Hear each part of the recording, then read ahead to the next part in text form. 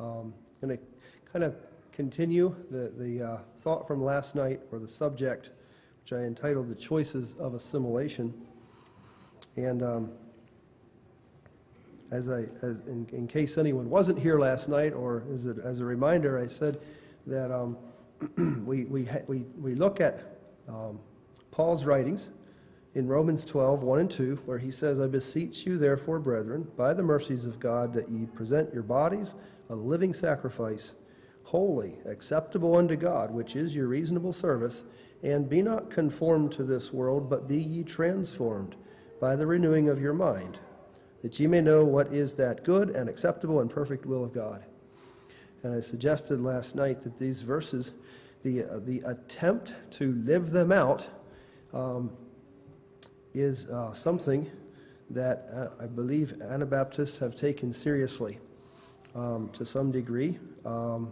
It has maybe led to different conclusions on what exactly it means to yield our bodies or present our bodies as a living sacrifice, what it means to be transformed by the renewing of our minds, and how do we not be conformed or take the shape of this world.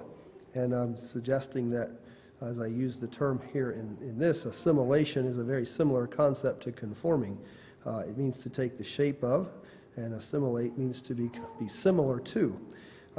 Now, I want to say very first that I feel like I have a lot of things I'd like to say, and I don't have as much time to say it as I wish, because we're not planning to go till 9:30.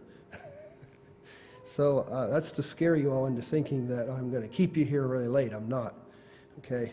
But I'm hoping that I can say enough to communicate, to sort of tie up the last night and tonight into more of a coherent things. In the event you were not here last night, what we looked at was that in the period after the American Civil War, the 1860s, that's the Civil War era, 1870s, 80s, 90s, early 1900s, lots of changes coming into the Mennonite church, and historians call this the time of the quickening, and the majority of Mennonites, and probably a majority at one point, not true in every place and time, but a majority of the Amish who adopted the name Amish Mennonite, and then, as we'll see, or even implied, many of them just changed to Mennonite in the course of the 1900s, that they were influenced a great deal by the American culture and also American religious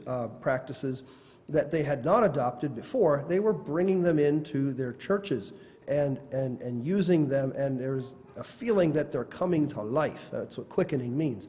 All right, so that included things I mentioned last night, the introduction of Sunday schools, organized mission efforts, revival meetings, and things like that were part of it, and also building institutions, physical institutions like educational facilities, and also more like organizational institutions like regional conferences and this Mennonite General Conference and things like that, to try to sort of unify the Mennonites. And not every Mennonite and not every Amish person or group thought that was the way to go. We looked at that too. You know, there is a reaction to that, or some who say this is not the direction we want to go. So we have Old Order Mennonites and Old Order Amish emerging in this period of time as well. And also there, you know, different groups sort of, you know, some tried to pick and choose, if that's the word, to say, well, we'll do certain things but not others. Okay. Some of them we looked at briefly. So then as that path for many of them was towards more assimilation, the World War I came as a big sort of shock, because as the Mennonites continued to be non-resistant, and the Amish too, non-resistant was very unpopular with other Americans, and so there was a lot of trouble during that couple years of war.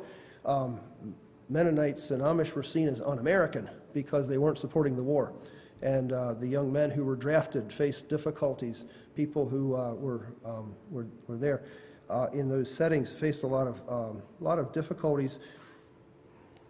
perhaps if anything, maybe we could say the saving grace of World War I was that the U.S. involvement in the war was relatively brief. They entered the war in April of 1917, and the hostilities ended in November of 1918. So it was about a little over a year and a half.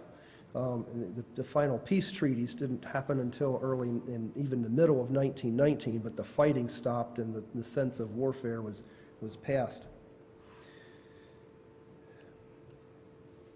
As we look at the time after the World War I era, the 1920s and 30s, what I see here even into the 40s are sort of competing visions on the direction that the Mennonite church should take.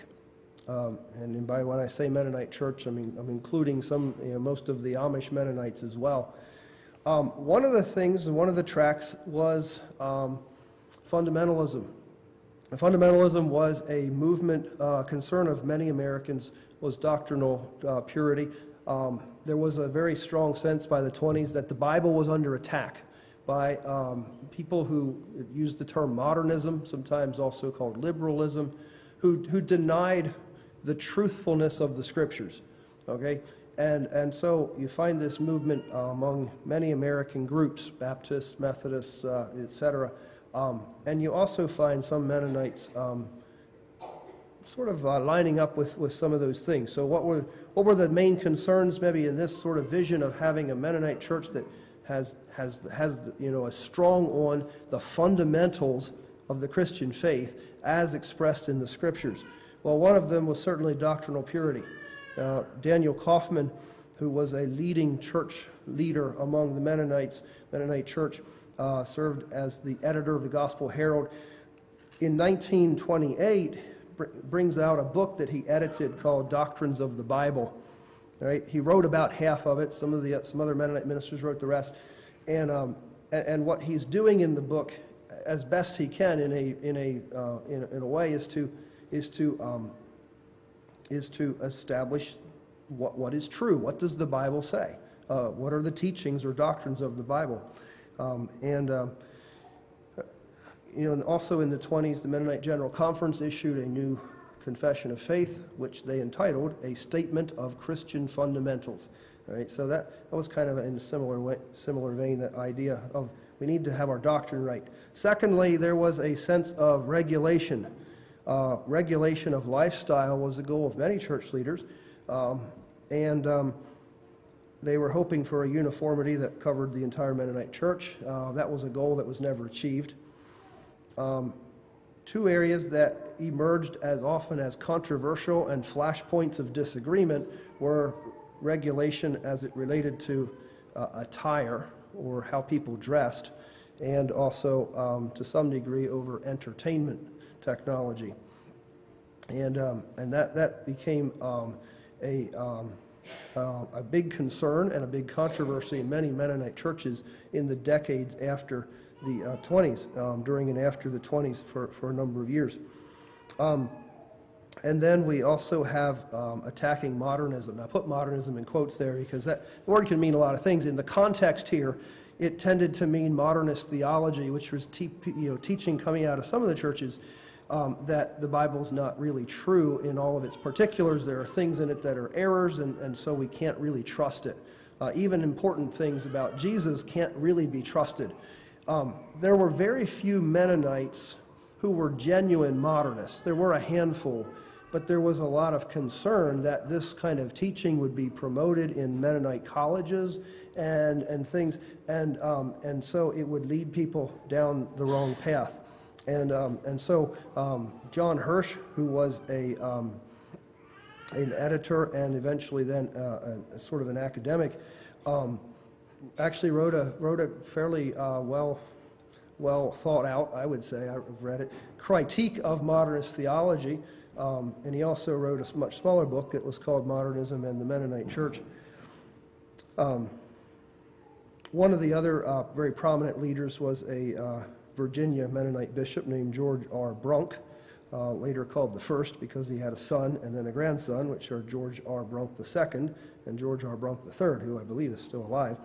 And he was one of the leaders in this as well. Started a periodical in 1929 called The Sword and Trumpet to promote his idea.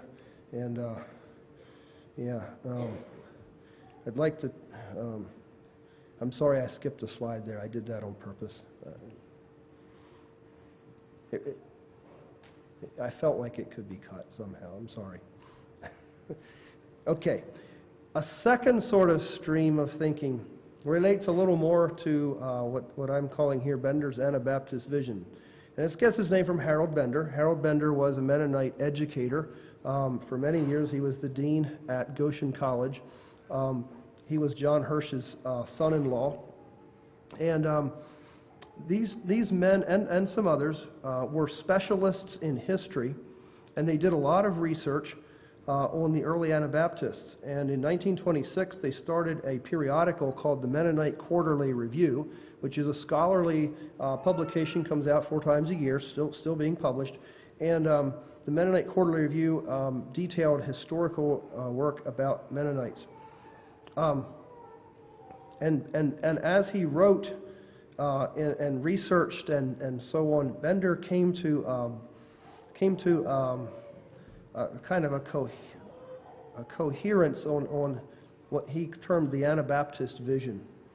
And this was sort of published then in 1944 as a short book based on an address he gave. But basically, Bender's conclusion was this: the Anabaptist Vision included 3 major points of emphasis. First, a new conception of the essence of Christianity as discipleship. Right? So he's saying there's 3 parts to their vision.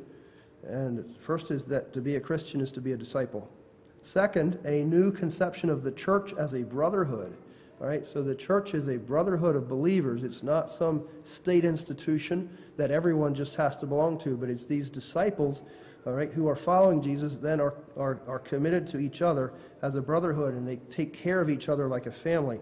And then third, a new ethic of love and non-resistance. All right, and so we follow Jesus' commands in how we relate to people. We love everyone, even our enemies, and we live at peace with them, and we don't resist evil people the way that naturally we would be inclined to, but rather we try to love them, or not we try to, but we do things to show love to them. Bender believed that modern-day Anabaptists ought to approach the Christian life in the same manner as the Anabaptists of the 15 and 1600s. And in fact, Bender probably most, I shouldn't say single-handedly, but very much this vision, or as he presented it, this historical vision, really takes that name Anabaptist back. All right, and for many of us today, we're used to that term, okay, and we use it freely, okay. But in the time that he was working, it was not that way. I mean, people thought of Mennonites. Yes, they knew Mennonites, they knew Amish. Anabaptist was sort of this, vague historical term that had little relevance. It's Bender who sort of reclaims it and really puts it out there and saying that there's an Anabaptist theology, there's an Anabaptist vision, there's an Anabaptist way of Christianity,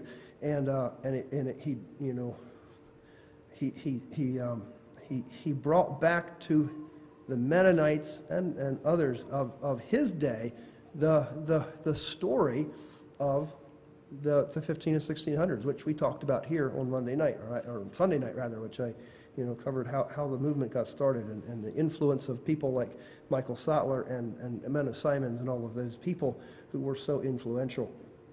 And so we have this sort of historical approach to saying this is what they stood for, and we can do that too. All right, so that's a sort of does it line up with that fundamentalist approach? Well, there's not necessarily any conflict there. But the one approach is more doctrinal, and this approach is more historical, I guess. All right. The third thing that I sort of see as another yet a slightly different variation on this vision of where the church should go relates to the experiences of alternative service. So in 1940, the clouds of war are starting to come back. In 1939, war begins in Europe. The U.S. is not involved. Germany, under the leadership of Adolf Hitler, begins to attack other countries, leads to warfare. Concerned about where this could go, in 1940, President Franklin D. Roosevelt asked Congress to do something that had never happened before in U.S. history, a peacetime draft. He asked them to set up a draft to, I guess he said, to be on the safe side. And so in the context of getting that law through, a group of leaders from the three churches that historically promoted peace rather than going to war, which were the Mennonite Church, the Church of the Brethren, and the Quakers, the Society of Friends, went and said, we would like an alternative service program. The last time in World War I, there was no such thing. There wasn't really a program, and things didn't go very well. And they said, we would like to prevent that from happening again. And the congressmen who were writing the law and the president were okay with this, so they built it right in. But they said, you may have your program as long as you run it. And they said, okay, we will. And they formed this National Service Board for Religious Objectors. And here's the first board in 1940. Ori Miller, right here, representing the Mennonite Church. He was the leader behind the Mennonite Central Committee, or MCC. When war did begin following the attack on Pearl Harbor the following year in December of 1941, this program, in a sense, is already in place on paper, although it really hadn't been implemented yet. And so what we have here is that the government said basically any religious objector to war can go into this program and do something else instead of serving in the military. What they largely did was they sent draftees from churches like Mennonite, Amish, Brethren, Quakers, really anybody who wanted to could apply to go into the program. There were people from other churches that did, although there weren't very many. They often sent them to out-of-way camps to work at forestry and things. And that was partly because of the public hostility to conscientious objectors, okay? People did not like conscientious objectors, and the government really didn't want these people in the public spotlight. So they kind of said, well, you know what? During the 30s, we had this thing called the Civilian Conservation Corps.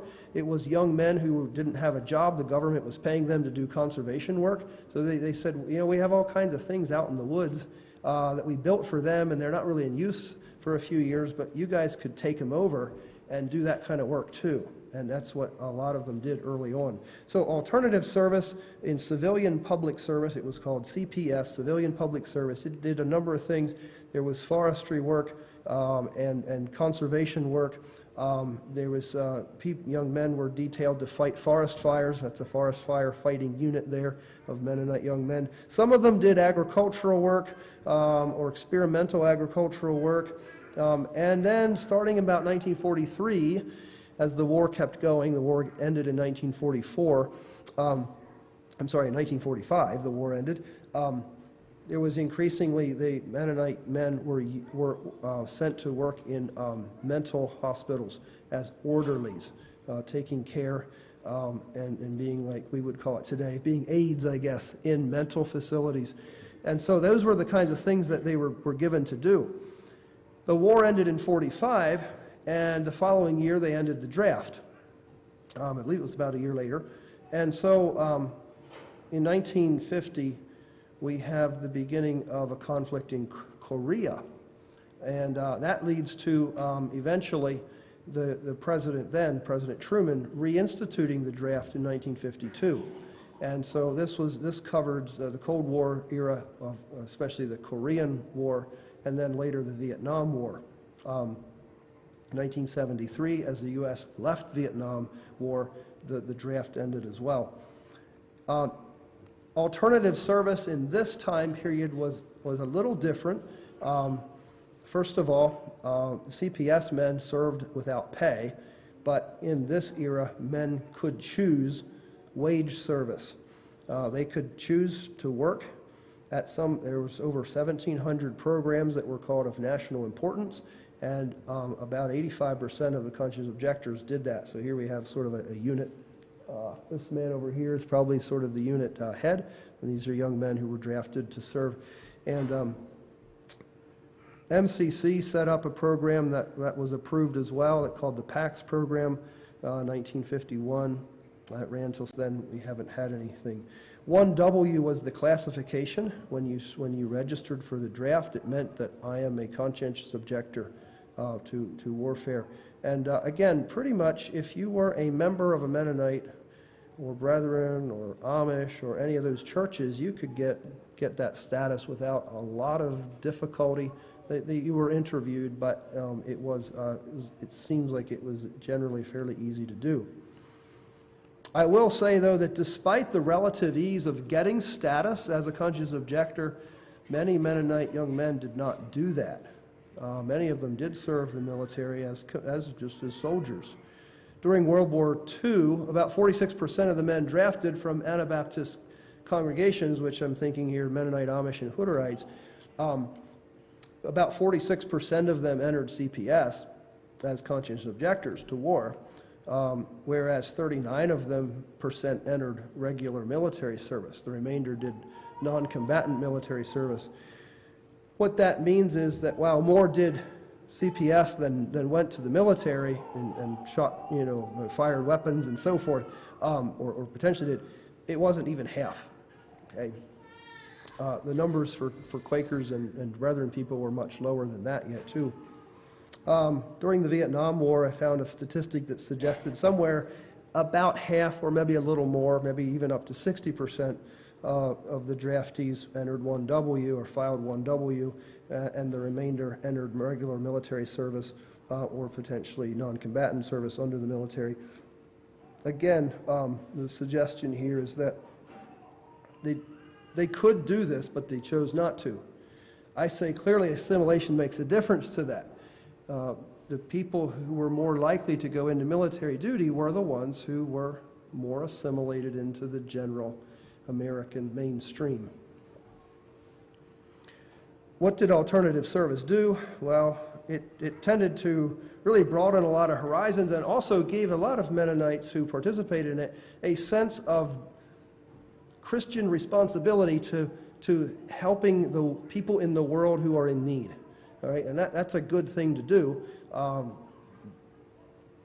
It's a good thing to do to help people in need. What it looks like or how you decide who's in need and the right approach has changed, over the years. But so what I'm suggesting is we have these sort of competing visions.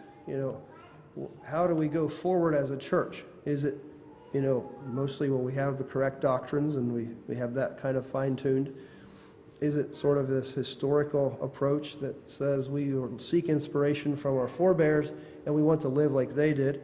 Is it the attitude of we want to meet the needs of the world and show them Christ's love? All of which, all of which sound like they should be part of our vision. Which one to accent more or I don't know. As time goes by, after the 40s, we do have a very definite move to the mainstream of American culture. And I would say this is when the assimilation really does begin for most American Mennonites. It's a process that begins in the 50s. It gathers speed in the 60s and 70s, and in many ways concludes in the 1980s. Generally, the process began in the Midwest and moved to the east. These areas here in Lancaster County and so on, some of the last areas to really grapple with some of these issues. And in some ways, the conclusion, in some parts of the country by the 80s, in some ways here in the 80s, it was still really just starting on some issues and maybe didn't wrap up for another 20 years or so. Generally, the process was linked closely to the influence of Mennonite educational facilities, who tended to sort of be in the vanguard of pushing assimilation. And the result after this is that most American Mennonites, in a lot of ways, are very, very assimilated. So here's a couple aspects of that I'll highlight. By the 50s, the name Amish had been dropped in favor of simply Mennonite by the Amish Mennonite conferences. So, for example, in 1955, what was called the Ohio Mennonite and Eastern Amish Mennonite Joint Conference adopts the name just Ohio and Eastern Mennonite Conference. All right, and then about 20 years later, the Ohio Conference the Ohio and Eastern Conference sort of decides to divide into an Ohio Conference and an Atlantic Coast Mennonite Conference, okay, which is, the church I mentioned that's down the road here, Conestoga Mennonite, is part of that, or was. The Atlantic Coast, no, it is part of the Atlantic Coast Conference. 1957, the Conservative Amish Mennonite Conference adopts a new constitution, and part of it is renames it just Conservative Mennonite Conference, right? It's not Amish, there's no Amish in it anymore. And I have a couple pictures here just to give you a little something here. So here's a picture of Owen Johns, a well-known leader, bishop in the Ohio and Eastern Mennonite Conference, and his wife there. Here's a picture of Ivan J. And their clothing shows that they're just Mennonites, and they're not wearing beards anymore, which I had said that tended to be something that people of Amish background tended to hang on to. Among these conferences, German language services were gradually abandoned even before World War II, by and large. Picture here of some of the board members of the Greenwood Mennonite School in Delaware in the 50s. Again, mainstream Mennonites. That's what they look like. It's not what mainstream Mennonites look like today, but it was in the 50s when the picture was taken with the kind of clothing they're wearing and so forth. Broadly speaking, as Amish Mennonites become just Mennonites, the things they say, I use the term Mennonite now to kind of include a lot of the people of Amish background who aren't Old Order. So here's a couple sort of general features real quickly. In lifestyle, rural agriculture declined and suburban communities grew in America in the 50s and 60s, and Mennonites increasingly moved off the farm. All right, so they're coming out of the barn and into the boardroom and other kinds of work. Okay, so as people move off the farm, it changes their lifestyles, and Americans of all rural Americans who moved off the farm experienced some of these things. Certainly Mennonites did. From being a primarily agricultural people, we find eventually that most Mennonites are not. In appearance, Mennonites gradually dropped. You maybe always want to clarify. We're saying Mennonites, we're saying most Mennonites, okay? As we'll see, there's always some who don't go along with the flow. But most Mennonites gradually dropped the distinctive attire which had characterized them in earlier decades and had been the effort of so much work by the church leaders starting in the 20s and even a little before. That characterized them in earlier decades, and so ladies began to cut their hair short. They stopped wearing coverings. So here's a picture from the 20s of a Mennonite family. The children are not church members there, so they're not dressed like Mennonites who were church members, but when they would have joined the church, they would have dressed in accordance to church standards. So here's another picture of, again, a Mennonite family, presumably taken more in the 50s or 60s. And again, some of the people in it may not be Mennonites, that is possible, but you notice that the way that mom and dad or grandpa and grandma are dressed and some of the children is not much different. And finally, here's a photo that I got from probably the late 70s or early 80s. And it's a Mennonite family where a lot of the ways that they're dressed would probably have fit in with, maybe for the most part, with general American attire. Mennonite churches gradually relaxed or dropped prohibitions on entertainment technology, so Mennonites began using them. Again, this had been a big matter of controversy in earlier decades. So first record players were sort of allowed, and then radios, and then by the 60s, television. As Mennonites began using them, some even took it and used it. They used the radio to broadcast gospel from a Mennonite perspective. So, the Mennonite Hour went on the air in Virginia in the 50s, a cappella quartet singing and preaching. We have Mennonite, often youth choirs. Mennonites recorded albums, records, and that sort of thing, which obviously still goes on today. And if we look at the the 50s, 60s, 70s, 80s, and since, Mennonite churches have been affected by many, many theological movements. And responding to these, adopting, to some degree. So there's so many aspects, and we could spend another 5 nights on just looking at this process, and some of you would find it fascinating, and some of you will be pretty bored, and maybe some of you are already pretty bored. I apologize. But so in the 50s, we have the Brunk brothers starting large-scale tent revivals, and perhaps some of you remember that in this area, starting in the 50s. George R. Brunk II, that's also from Virginia, also a church leader. George Brunk I, his son George, and for a while George's brother Lawrence went and they did large-scale tent revivals. Really, really drew lots and lots of people. Okay, so here's their tent and lots of cars. All right, and just a fields full of cars. In a lot of ways, George Brunk is sort of imitating Billy Graham, who was also doing tent revivals and crusades and things in the 50s, preaching a lot about assurance of salvation and making sure that you know that you're saved, and then living a holy lifestyle, which were messages that were already very similar to what a lot of Mennonites were used to, but it's presented in sort of a new and dynamic way. We have other aspects, eternal security teaching, premillennial prophecies, kind of roiling then. Eventually, by the 70s, a lot of evangelical influence on this was what to do about people who are divorced and remarried. Traditionally, Mennonites said, well, you can't do that. That's adultery. But in the 70s, membership for people who were divorced and remarried gradually started changing and were permitted to join Mennonite churches, and eventually divorce within Mennonite churches was also sometimes happening. By the early 70s, we have the charismatic movement starting.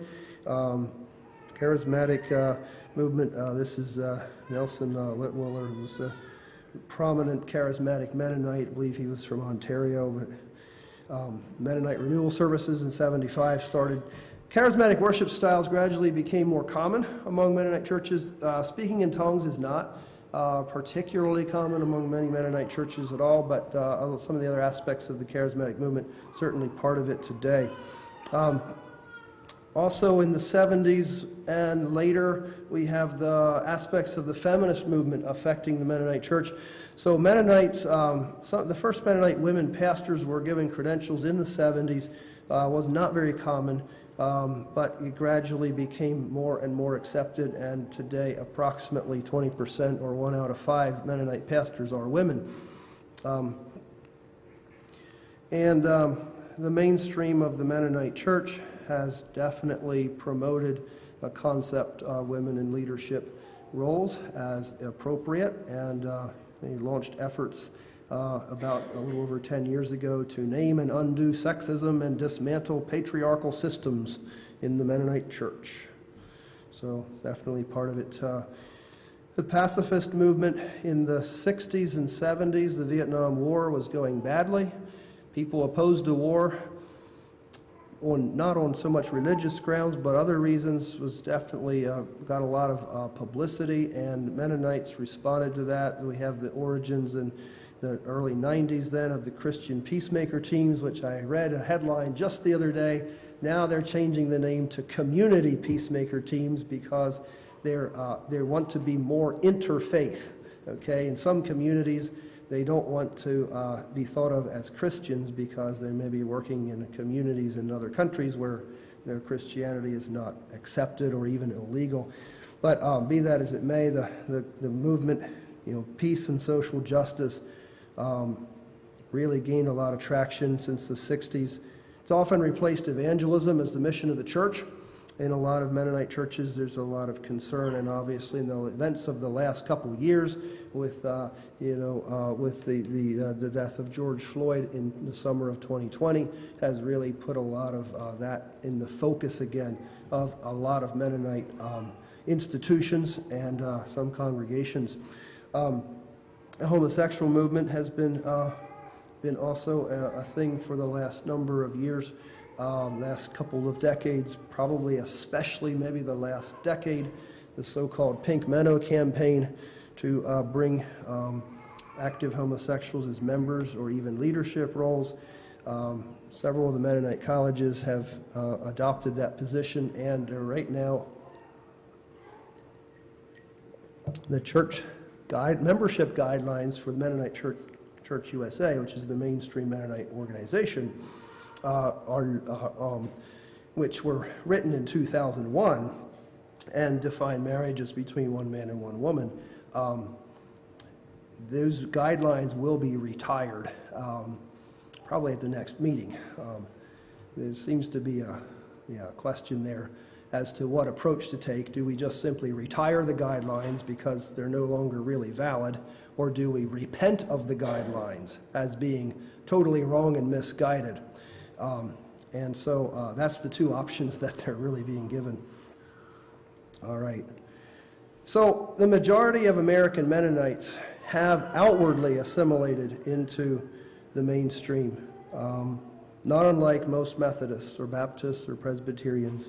God only knows how much inward assimilation has happened, but Mennonites are a spectrum from fairly conservative evangelicals to radical queer feminists, but in a lot of ways you find the same spectrum among Methodists or Baptists or Presbyterians or whomever. Now, not everybody went along with the program, all right? I do want to mention that for just a few minutes here. So we do have conservative Mennonites during this period of moving to the mainstream and assimilating considerably who say, no, we don't, that's not how we want to go. It's not the direction we want to go. So a lot of the Mennonites did this, but not all of them. So it's a reaction to assimilation. Conservatives increasingly felt out of place in a lot of Mennonite institutions by the early 70s even, and it seemed like they didn't fit. And some of them, starting especially in the 50s and 60s, began withdrawing from the Mennonite conferences. Moses Roth here, picture found of him, conservative bishop in Ontario who left the Ontario Mennonite Conference in '59. Similar things going on in various states in America among some of the Mennonite churches. And in the 1960s and 70s, most of the reasons given were the loss of nonconformity. The issues varied, but the concerns in some ways related to how we live as nonconformed Christians. There frankly wasn't necessarily a lot of open theological difference between the mainstream and the conservatives. The mainstreams were using the Confession of Faith from 1963, which the conservatives in general were pretty pleased about and were accepted as part of their own, but the difference was how you lived it out. So that was led to a lot of congregations and individuals and organizations, as networks, conferences, fellowships, withdrawing. By the 90s, it often was more or less the theological things, although sometimes lifestyle changes were involved as well. But it tended to be a little more of saying we no longer even really believe the same things.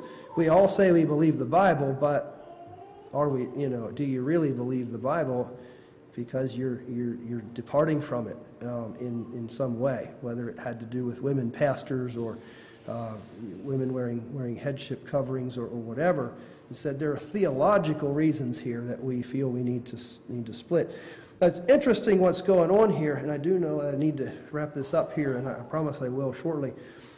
The 50s and 60s were a time of a lot of change among the Amish, too. In fact, some people talk about this era as the Amish Awakening. And I gather during the 50s, a lot of interest in mission work grew among some of the Midwestern Amish, and this is the Old Order Amish. And to some degree, they were influenced by some Mennonites, and to some degree, it was sort of then that kind of became more of an Amish thing. And I gather there was a man whose name was David Miller, and they called him Oklahoma Dave Miller, and he was a preacher and really promoted a number of things. among the Amish, and so we find interest in some institutions or organizations rather to promote mission. So we have, first of all, the Mission Interest Committee, which started in 1952, and Hillcrest Home, the kind of picture, that's one of their early projects still going on. A couple of my co-workers at Good Store one just recently left for a term at Hillcrest Home, and one of them is leaving just, I think, in April for some time there. So I'm a little bit familiar with that. And so we also have, a couple of years later, Amish Mennonite Aid established in 1955. And although that name would suggest it's humanitarian aid, it is partly that, and some of the first projects did relate more to that, helping in Berlin after World War II, and helping in Central America, particularly in Belize and El Salvador after some hurricanes and so forth. I gather is mostly a mission agency, especially working in Kenya. Picture there of some Kenyan believers.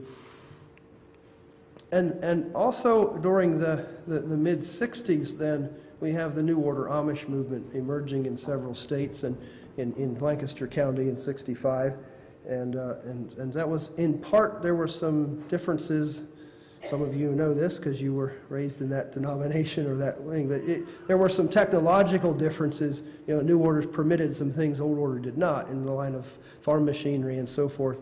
And then there were also some more, religious differences or practical differences in how they did church. New Order Church, New Order Amish did Sunday school and some things like that.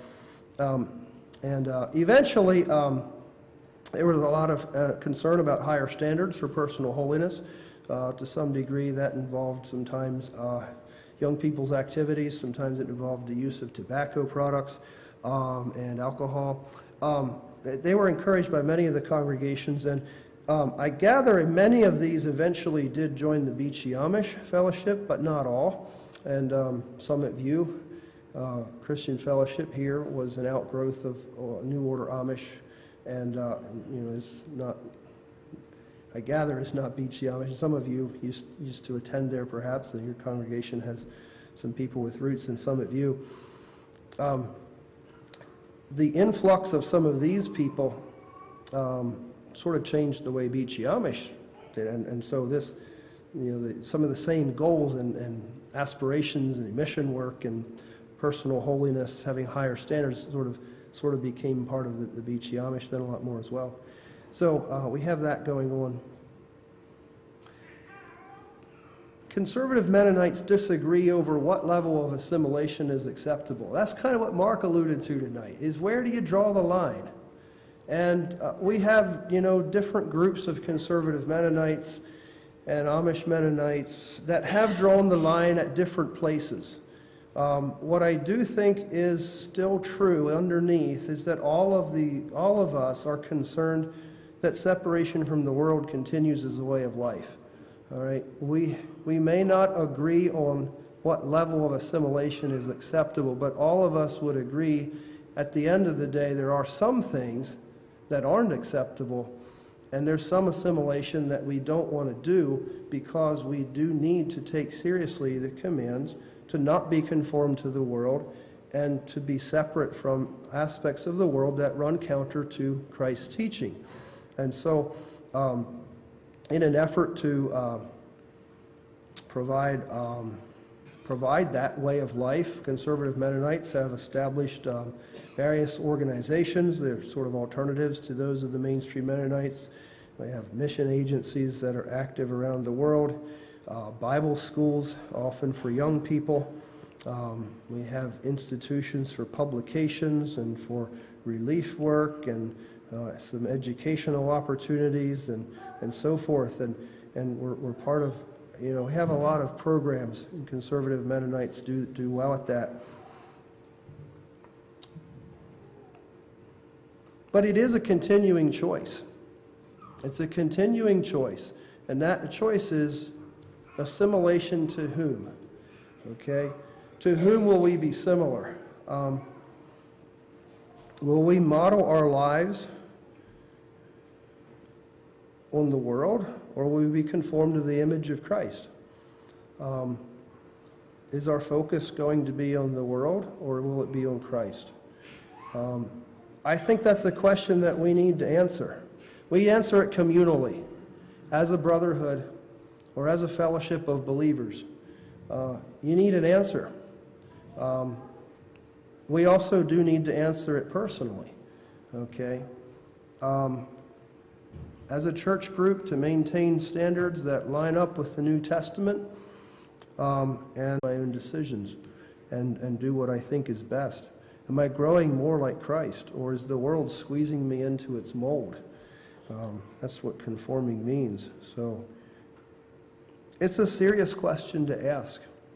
And I pray God would help us to strive to conform to the image of Christ and be more like Him.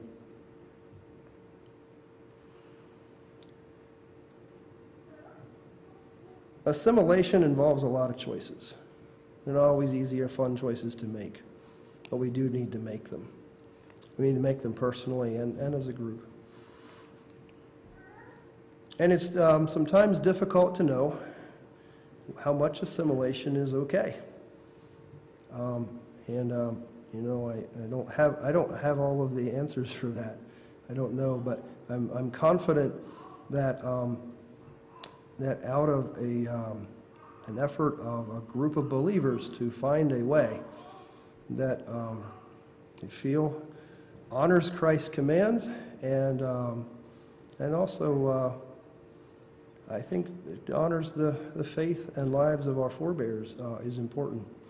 So as I conclude here tonight, Kyle asked me to try to address one more thing. To the best of my knowledge, the question was something like, of what value is our Anabaptist heritage? Why is it important to know about it, and how do we use it? Does that express what you were hoping, Kyle? Yeah, basically I asked, according to your experience and your research, why is the Anabaptist heritage worth preserving, living, and passing on? Okay, why is it worth preserving and passing on? So as I was trying to get my thoughts to that, I would answer that question. Why is it worth preserving? Why is it worth passing on? I believe the Anabaptist heritage, in spite of all of its shortcomings, has been and continues to be an attempt to take Jesus seriously as the Lord of our lives. And, in the passage that I believe was it in the passage Mark read tonight? I'm not sure. Where Jesus said, if you love me, keep my commandments. There's an aspect where as we demonstrate our love for Jesus in how we live. And I believe the Anabaptist way has been characterized by people who were taking that seriously and saying, if Jesus is our Lord, if He's my Lord and I'm His disciple, it's going to change the way I live. It's going to change the way I live, and I'm going to take Him seriously. I'm going to take His Word seriously. I'm going to take the Scriptures seriously. I'm going to try my best to align myself with the New Testament. And I'm going to do my best to be part of a group who we together align ourselves with the New Testament. Is that effort worth preserving? I think it is. Does it mean that it's an unchanging sort of thing, that, well, we want to look to those people in the 1500s and that's the end of the story? I'm not sure that's what it means. They in their time were faithful. They in their time did their best. And we need to do the same in our time. It explains us. To know our story explains us. Okay? My parents are here tonight, sitting towards the back there. you know this for yourself too. There's no way to explain me without them. I am the person I am to some degree because of who they were and are. Okay? And you can carry that concept back. When we learn about Anabaptist history, we're learning about ourselves. We really are. And I think sometimes that we can find an explanation. But beyond an explanation, I think we can also find an inspiration to be faithful as our forebears were, under a lot of pressure, repeated pressures, which I looked at, and you listened. You know, it was persecution in Europe. It was difficulties in America, and those things may continue to happen. Why is it worth passing on?